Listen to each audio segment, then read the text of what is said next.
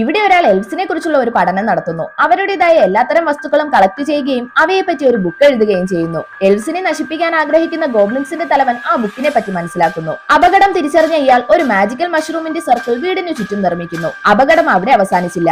ഇയാളുടെ മകൾ ഒരു ദിവസം ആ സർക്കിളിലൂടെ നടക്കുന്നു. അപ്പോൾ അറിയാതെ അവൾ ആ സർക്കിളിന് പുറത്തായി പോകുമ്പോൾ ഗോബ്ലിൻസ് അവളെ അറ്റാക്ക് ചെയ്യുന്നു. ഇത് കണ്ട അച്ഛൻ വേഗം തന്നെ ഓടി വന്ന് ഗോബ്ലിൻസിനെ അറ്റാക്ക് ചെയ്ത് മകളെ രക്ഷിക്കുന്നു. പക്ഷെ ഒരു കൂട്ടം വിൻഡ് എൽഫ്സ് വന്ന് അദ്ദേഹത്തെ ജീവനോടെ തന്നെ അവിടെ നിന്ന് കൊണ്ടുപോകുന്നു. ഇപ്പോൾ 80 വർഷത്തിന് ശേഷം ആ അച്ഛൻ തന്റെ മകളെ കാണാൻ വരുന്നു. തന്റെ അടുത്തേക്ക് ഉടനെ തന്നെ തിരിച്ചു വരാമെന്ന് പറഞ്ഞു പോയ അച്ഛൻ 80 വർഷത്തിന് ശേഷം തിരികെ വന്നതുകൊണ്ട് ആ മകൾ സങ്കടം പറയുന്നു. അച്ഛൻ സോറി പറഞ്ഞ് വരാൻ പറ്റാത്ത കാരണവും പറയുന്നു. ആ വിൻഡ് എൽഫ്സിന് മാത്രമേ അദ്ദേഹത്തെ തിരികെ കൊണ്ടുവരാൻ സാധിക്കൂ. ഇനിയിപ്പോൾ തിരിച്ചു പോയാൽ അദ്ദേഹത്തിന് ഇപ്പോഴെങ്ങും തിരികെ വരാൻ സാധിക്കില്ല. ഇതറിഞ്ഞ മകൾ അച്ഛനോട് തന്നെയും കൂടെ കൊണ്ടുപോകാൻ പറയുന്നു. അച്ഛൻ തന്റെ മകൾക്ക് നേരെ കൈനീട്ടുന്നു. മകൾ അച്ഛന്റെ കയ്യിൽ പിടിച്ചതും പഴയ 6 വയസ്സുകാരിയായി മാറുന്നു. ആ വിൻഡ് എൽഫ്സ് അവരെ രണ്ടുപേരെയും അവിടെ നിന്ന് കൊണ്ടുപോകുന്നു.